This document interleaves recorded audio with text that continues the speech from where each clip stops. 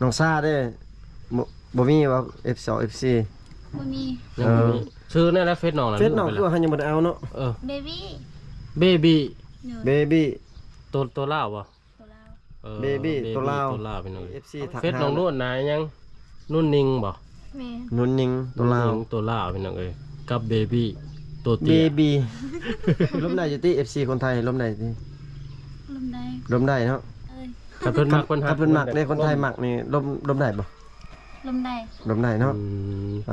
ตัว ใครอยู่สันเนาะมาไทยเนาะ แม่นแต่ว่าว่าวไทยบ่ได้เป็นเด้เป็นอยู่บ่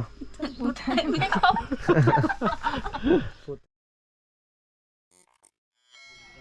สบายดีเด้อพี่น้องเอ้ยสบายดีตอนเช้าๆมาพบมาเพาะกันคือเก่ามื้อนี้อยู่ที่เฮือนน้องนู่นพี่น้องหอบสองเพราะว่ามีข่าวดีจากผู้ใหญ่ใจดีได้ยินมาผู้ไทยเพิ่นเล่าให้ฟังว่าผู้ใหญ่ใจดีจากประเทศไทยเพิ่นสิเจาะน้ำให้พี่น้องเอ้ยเจาะน้ำบาดาลหรือว่าน้ำที่ว่าอยู่ใกล้เฮือนสะดวกสบายนะพี่น้องเพราะว่าเห็นน้องไปตักน้ำหรือว่าใส่น้ำเลยยากแล้วเพิ่นก็เด้อตัดสินใจสิเจาะน้ำให้พี่น้องจะถามเบิ่งถามที่ตามมาเป็นในเรื่องราวราคาบ่หรือว่ารายละเอียดเป็นไปได้ฮะกับฮอดเทือนเนาะนี่เทือนเนาะมากับบางผู้ไทย2คนบ่าวแทนมาเป็นติดภารกิจพี่น้องเลยอากาศมื้อนี้ร้อนแต่เช้าพี่น้องเอ้ยแดดออกแต่เช้าบ่ฮู้ว่าน้องไปทางไหนเห็นแต่บ่าวผู้ไทยเพิ่นนั่งตะคออยู่พุ่น กลับมาจังมุง ประมาณ2 โมง 12 โมงกลางคืน แม่ แล้วเป็นยังไงเนาะ เราบิดท้องทั้งหักทั้งถ่ายหน้ากล่อง เอ โอ้บิดทอกคำว่านี่ทอกน้องบ่าวผู้ไทยเนาะ แม่น ดีเลยที่เดี๋ยวนี้ เดิน เท่าได้ค่าหวานค่ายาแพงบ่ เบิดเท่าไหร่ 5 แสนปลาย เอาเบิด500,000ไป ประมาณเกือบ1,000 บาทพี่น้องเลยเอามาแต่ขึ้นนี่ผมบอก แม่ คิดว่าไปนอนห้องหมอมาตอนเช้าเดี๋ยวจะเฮือนไปนอนมาไทยเนาะพี่น้องเลยถามเลยนี่คือว่ามีกุ้งกับปลาหมึกเลยพี่น้องแล้วยินมาไปไทยกันว่าอายเป็นไรเสือมาให้น้องกินมาสู้น้องกินฮะเนี่ย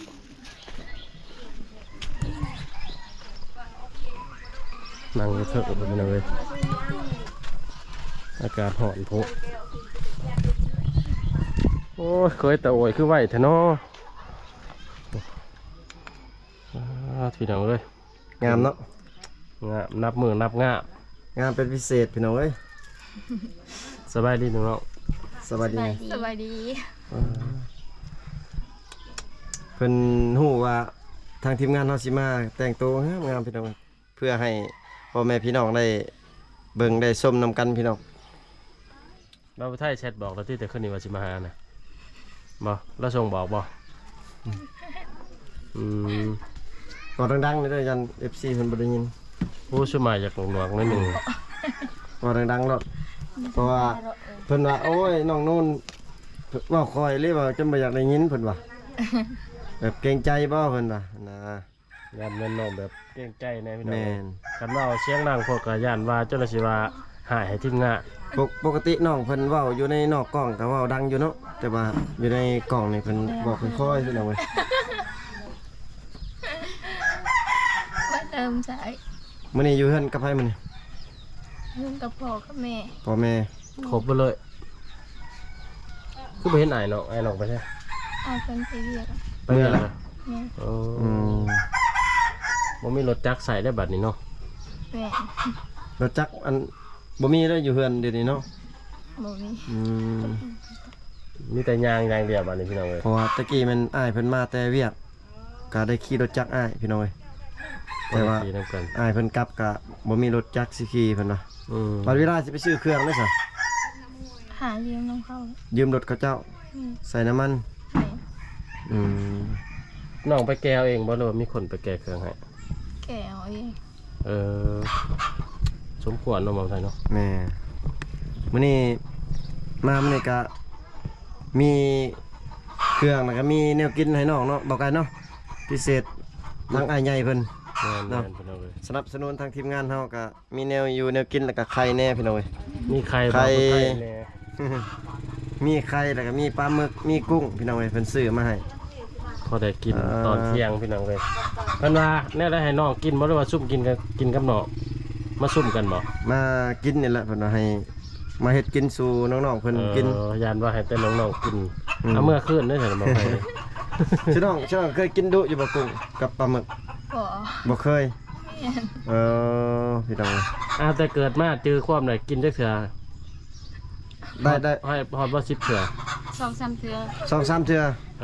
ปลา ได้อยู่ประมาณ4เทื่อเลย อืม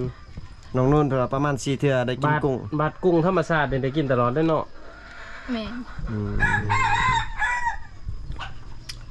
ก็ขอบอกขอบใจทั้งอ้ายเพิ่นที่ว่าซื้อแนวอยู่แนวกินแล้วก็ของฝากของต้อนให้น้องๆพี่น้องและก็ทางทีมงานกินพี่น้อง อาหารเกิดอีกแล้วมื้อนี้เนาะ แม่นดีใจอยู่ที่เพิ่นซื้อให้ ดีใจ อืม เช็ดเมนูยังกินเนาะตามชื่อน้องเคยเฮ็ดกิน เฮ็ด เห็นบ่เป็น เฮ็ดหยังกินเอาน้องซาบ่เป็น บ่ตามชื่อน้องเคยกินใช่บ่อันนี้มาน่ะลวกบ่ อัน ลวก จำแจว กุ้ง กุ้ง กุ้ง กุ้งกับปลาหมึก กุ้งปลาหมึกเฮ็ดอะไรกินเป็นลาบกินบ่ ลาบเหนียวบ่ มีแต่ลวกจำแจวเนาะ แม่ ลวกจำแจ่ว อืม ใครนี่ให้น้องสาวซาแตะหนึงเด้อ เลย น้องก็กินได้อยู่ติ ได้ กินได้เนาะ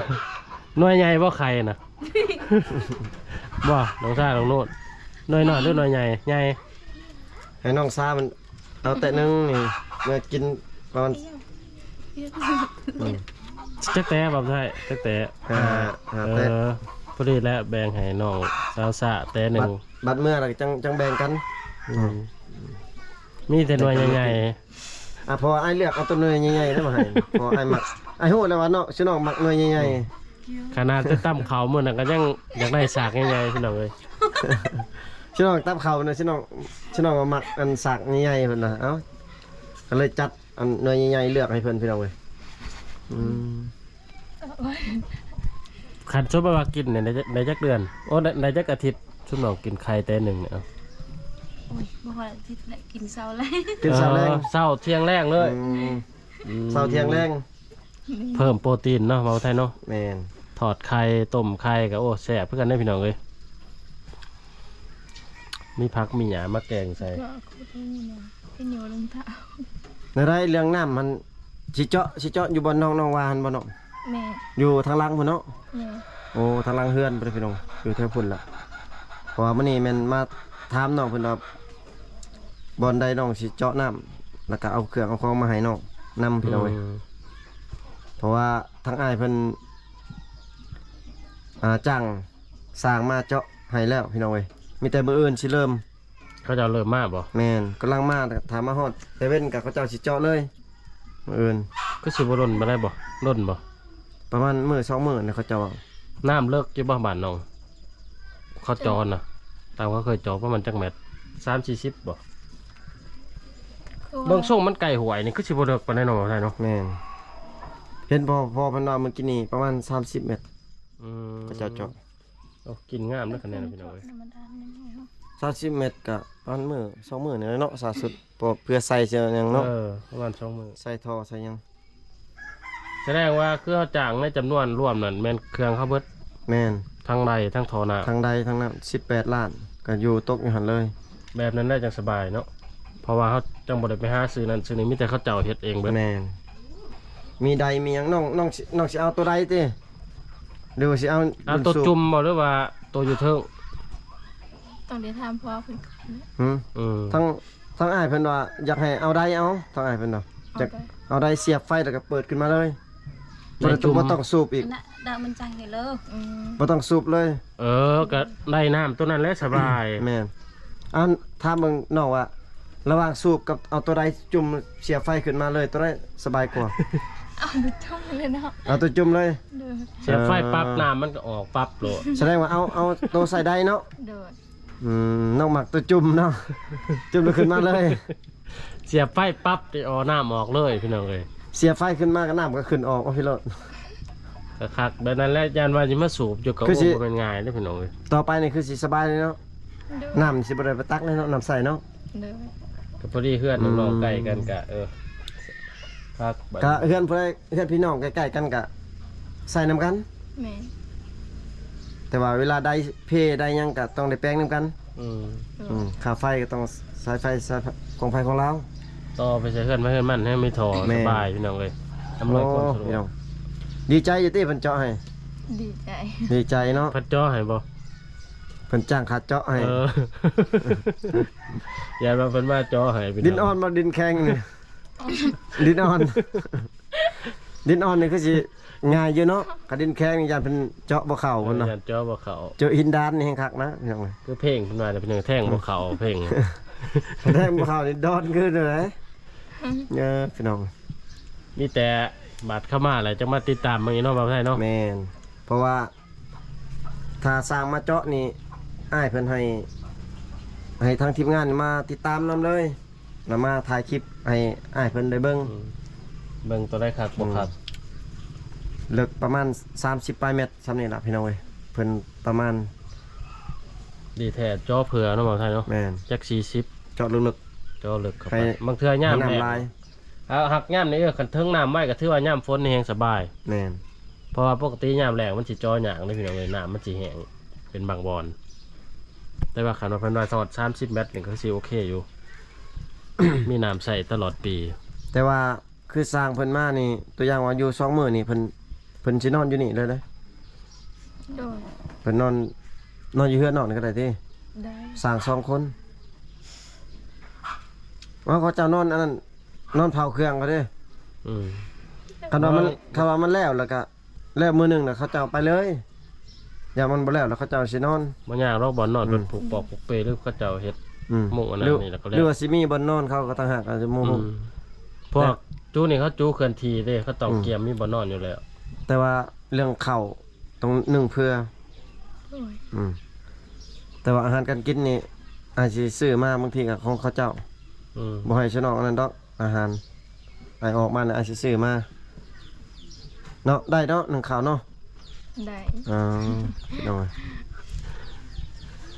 นี่ว่านอกสิออกอาหารอาจสิเอาข้าวมา ถือว่าหนึ่งอยู่นี่วะ เออ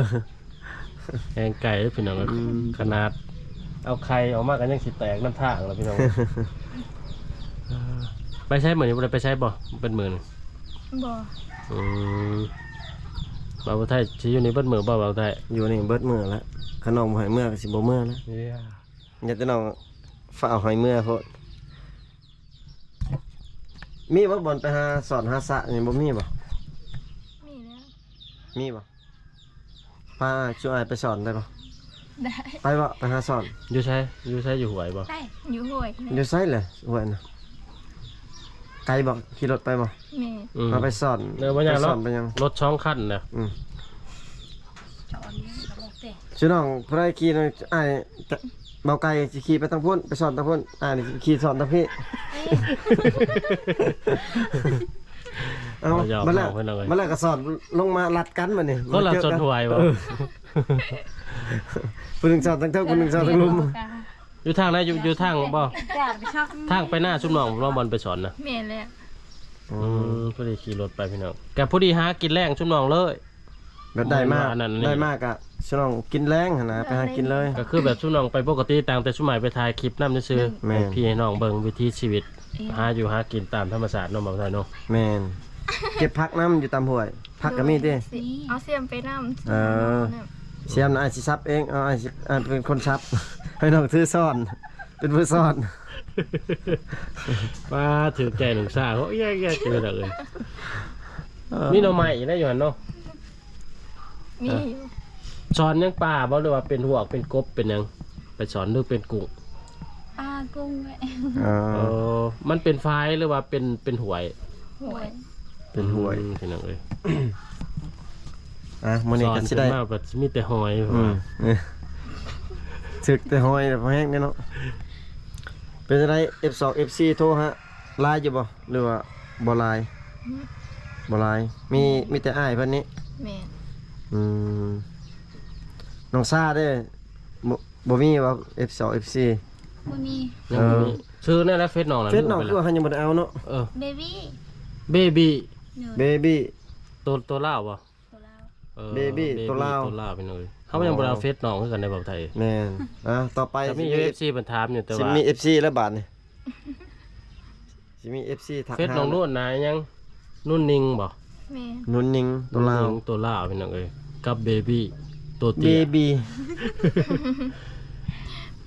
ล้มได้อยู่ที่ FC คนไทยล้มได้ติ ลมได้ ล้มได้เนาะถ้าเพิ่นมักนี่มักได้อยู่บ่ แต่ลมได้ไทย บ่น้อง เอ้ย ถ้าเพิ่นมักเพิ่น ถ้าเพิ่นมักได้คนไทยมักนี่ล้มได้บ่ ลมได้ ล้มได้เนาะ อืม ตัว ใครอยู่สันเนาะบ่าวไทยเนาะ แม่นแต่ว่าว่าวไทยบ่ได้เป็นเด้เป็นอยู่บ่ พูดไทยไม่ครบ พูดไทยไม่ครบ แต่ว่า เข้าใจอยู่เนาะ เข้าใจเพิ่นว่าเนาะ โดยเข้าใจ กันน้องเว้าไทยได้ก็เว้านำเพิ่นนั่นแหละอยู่ไทยเป็นอยู่นวลมาก ฉันพูดไทยฉันก็ไปขอบ ก็ถือว่าน้องก็ว่าล่มได้อยู่พี่น้องเอ้ยน้องซ่า แสดงว่ามักหักก็ได้เนาะ